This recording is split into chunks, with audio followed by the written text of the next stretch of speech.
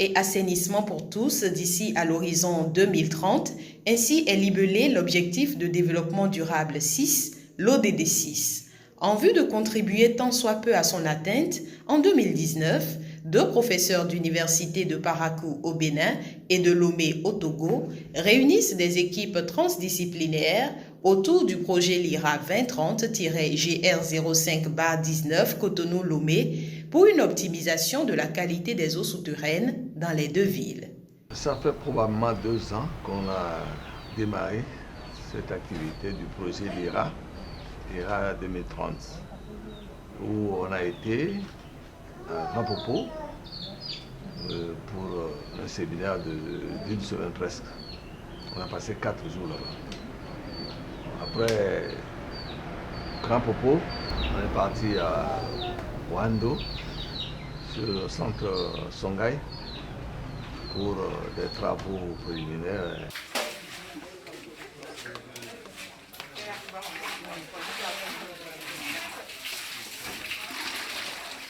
L'eau insalubre et le manque d'assainissement et d'hygiène élémentaire tuent chaque année plus de 1,5 million d'enfants de moins de 5 ans emportés par des diarrhées. Les mauvais comportements d'assainissement et d'hygiène constituent ainsi des aléas de risque pour la santé publique dans les villes de Cotonou et de Lomé.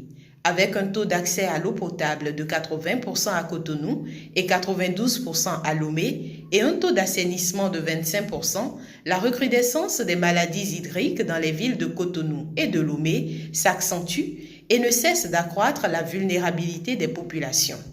L'exposition des citadins aux aléas de risque sanitaire est inhérente à leur mauvais comportement et non-respect des normes environnementales. La SONEM n'arrive pas à desservir toute la population.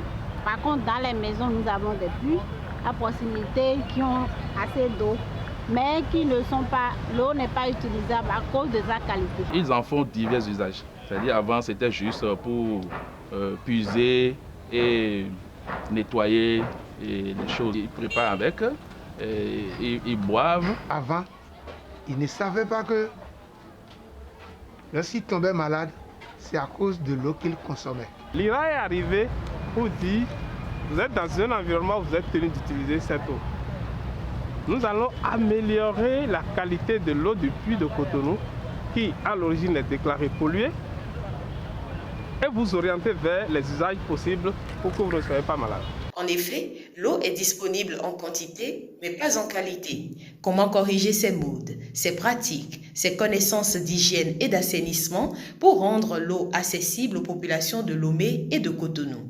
Mue par cette préoccupation, l'équipe du projet a lancé ses travaux en 2019. Ce qui a été beaucoup plus intéressant dans le projet LIRA, c'est l'approche développée, l'approche intégrée qui associe tous les acteurs à tous les niveaux, les scientifiques, les universitaires, les professionnels qui sont dans le secteur de l'eau, qui sont dans l'hygiène et assainissement au niveau des ministères sectoriels.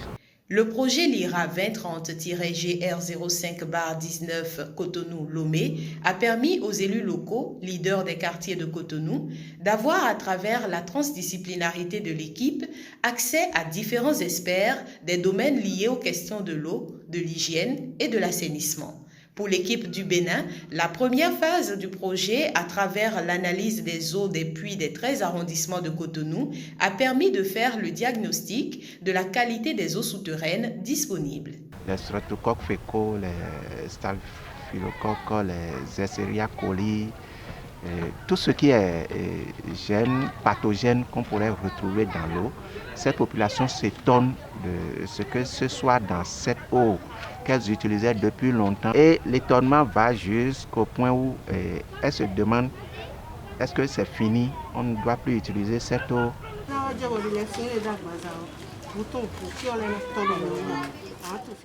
Il ressort des travaux de terrain que l'ignorance de la population quant aux risques sanitaires liés à la consommation des eaux issues de leurs puits est grande.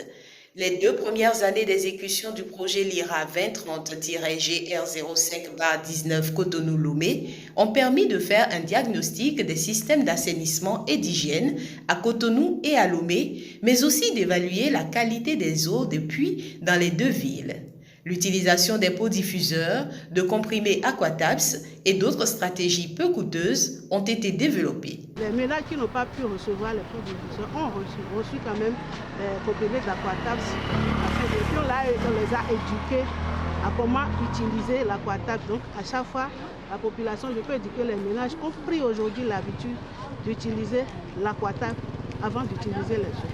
Quand bien même ce n'est pas encore à 100% potable, au moins la charge bactérienne a diminué dans l'eau et quand elles utilisent l'eau, elles constatent que c'est mieux aujourd'hui par rapport à il y a un temps dans le passé. L'Aquatabs est à la portée de la bouche de toute une maisonnée. Donc si toute la maisonnée s'organise pour acheter cet Aquatabs à la pharmacie, c'est que l'eau de la maison est traitée. Aquatabs avec 125 € pharmacie, même dans les cartons locaux. Pour la durabilité des acquis, l'équipe du projet travaillera à renforcer ces techniques d'amélioration de la qualité de l'eau et continuera à conscientiser les populations sur la révision de leur mode d'assainissement et d'hygiène. Avec le projet LIRA, j'ai compris que les choses ont été plus vite que ce que nous faisons. Parce que nous étions toujours sur le terrain depuis des années. Mais on n'a jamais eu le résultat que le projet LIRA a eu en 2 ans. Même les pots diffuseurs, on a fait la promotion des pots diffuseurs depuis des années, mais la population n'était pas très intéressée. Mais avec le projet LIRA, il y a des gens qui nous appellent, même qui viennent même au ministère pour demander là où ils peuvent trouver les pots diffuseurs et tout. Donc le projet LIRA a vraiment boosté quelque chose en matière d'hygiène et d'assainissement dans la ville de Cotonou. Et ça, je vois que c'est l'implication des sécu qui a vraiment donné ce bon résultat.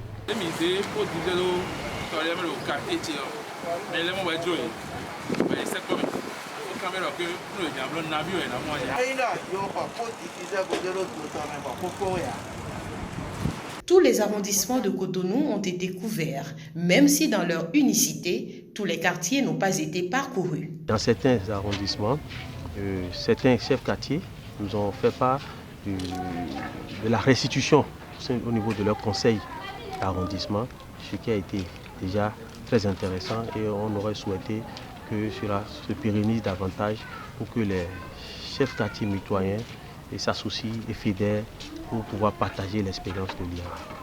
Tout changement social désiré se fait sur le long terme. Il ne peut être brutal. Conscient de cela, l'équipe du professeur Henri Sourou-Totin-Vaudounon promeut davantage au sein des populations urbaines les techniques écologiques développées. Nous répartis leur montrer les résultats d'analyse, ce que nous leur disons entre-temps, avec les images à l'appui, comportant les différentes bactéries, les différents microbes composés dans l'eau. Là, ils ont compris, ils savent maintenant que l'eau qu'ils consomment n'est pas de qualité bonne. Là où on a posé les pots diffuseurs régulièrement, donc je vais contrôler pour voir le niveau du pot dans l'eau, dans les eaux. Et ceux à qui on a remis les comprimés, les Aquatabs, je passe pour demander est-ce que c'est bon. C'est bon. Si ce n'est pas bon, dites-le moi. Ben, tous ont apprécié.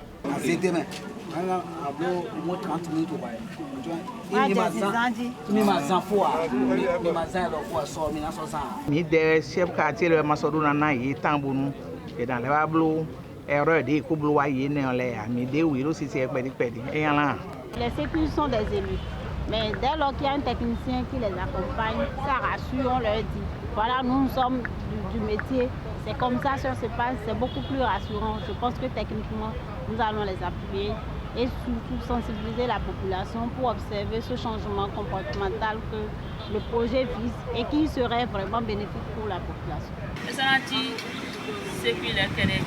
Périodiquement, nous pouvons passer dans ces ménages clés que nous avions retenus pour voir est-ce que les leçons, est-ce que tout ce qu'on leur a appris est en train de prendre forme. Pour la vulgarisation des résultats du projet, les documents seront distribués dans les institutions concernées par le projet, notamment les directions techniques d'hygiène et d'assainissement, de l'eau, de la santé, afin qu'elles exploitent les recommandations faites par l'équipe du projet. 22 mars, c'est important. Avant 22 mars,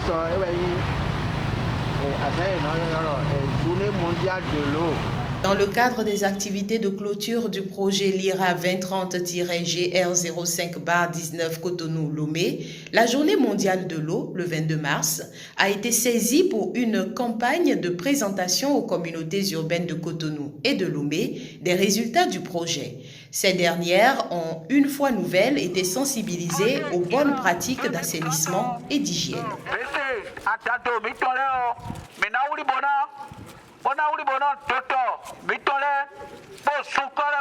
Aso eton ni ni kongumo parce que dès qu'on atikendo toto mi ton medion enyo bo waso ti on yena do projet ni ni kongumo. On a pensé vulgariser des latrines écologiquement sanitaires. Donc ça c'est en cours, c'est vrai qu'on les a sensibilisés là-dessus. La coordination du projet LIRA s'affaire à lever des financements pour pouvoir revenir sur cet aspect du projet qui est toujours en cours. À partir d'un certain nombre de programmes que nous avons mis en place, on va toujours continuer à appuyer ce projet parce qu'il y a aujourd'hui un projet que nous appelons le GDRI dans lequel je cherche à insérer le projet LIRA 2030 dans la mesure où le projet GDRI va s'occuper de ce que nous appelons les eaux usées. Les eaux usées qu'on peut utiliser pour transformer notre environnement. Donc, notre objectif, c'est d'insérer la deuxième phase de l'IRA dans ce programme. Je suis satisfait sur deux plans. D'abord sur le plan scientifique. Et nous avions eu des résultats scientifiques qui sont vraiment probants, concrets. Et sur le plan social, également, nous avions eu des résultats sur le plan social qui sont vraiment satisfaisants et qui sont probants, concrets. Les orientations stratégiques d'un assainissement et d'une hygiène durable dans les villes de Cotonou et de Lomé reposent sur les pratiques de gestion des déchets solides, liquides et des excréta. Les déchets liquides constituent l'élément de pollution majeur, notamment des ressources en eau souterraine. Le projet LIRA 2030-GR05-19 Cotonou-Lomé, en 2 années d'exécution, a apporté sa pierre à l'édifice pour une optimisation de la qualité des eaux souterraines dans les 2 villes.